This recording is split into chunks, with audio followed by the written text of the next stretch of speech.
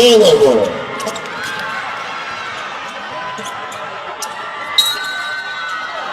And the best. Kung ano, saan ka talaga galing na Galing ako sa Agusan del Sur, sa Talakugon. ano ka na-discover? Dahil po sa, meron pong isang liga na Governor's Cup, yun po, intermunicipality, dyan ako na-discover tungo sa Ateneo. Ilang taon ka na naglalaro ng basketball? Mag-16 po. Mag-16. Naglalaro na ako ng basketball. Ilang taon ka na pa ngayon? 17.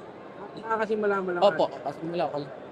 Anong masasabi mo dun sa naging growth mo simula nung nagsimula ka, ngayon nag-champion ka na kagad sa palaro? Siyempre, sobrang saya. Hindi ko naman nakakalain na ma-champion kami ng ganito.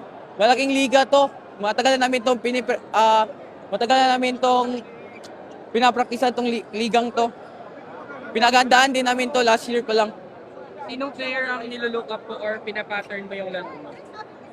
Siyempre, wala naman sa akin, wala naman akong ina-idol.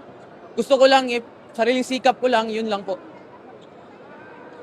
May mga nagpakita na ba ng interest sa'yo bukod dito sa Ateneo de Davao, sa Manila? Opo, sa Manila, sa ADMU University. Ateneo. Ateneo, opo. Kamusta yung ano? Balak mo ba lumipat? Di ko pa alam. May balak akong lumipat pagkatapos ko ng grade 12 sa Ateneo de Davao. Meron ba kaming last year eh?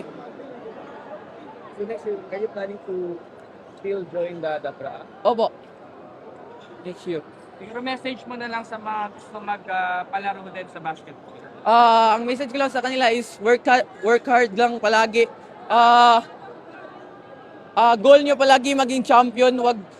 Wag kayong wag kayong magtamad-tamad, mag-practice kayo kung gusto niyo mag-champion, mag-practice kayo. Hindi yan binibigay, kinukuha yan. Nung nag-umpisa ka ba, wala ka talagang idea sa basketball? Opo, wala po akong idea sa basketball. Nakisabay lang din po ako, parang na-impluwensyahan lang din sa basketball. Tapos, paano mo to nagustuhan?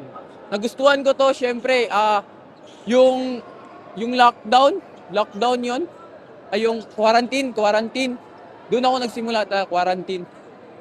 Para barangay. Oh, ayan po. Tapos, paano ka na nakita na malaki ka?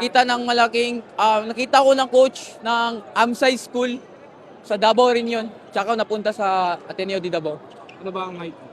6'3". Pero ikaw, anong pangarap mo pa sa sarili mo bukod dito sa palaro tsaka paglaki mo? Siyempre, gusto ko maging professional basketball player. Yun naman ang pangarap ng lahat ng basketball player eh.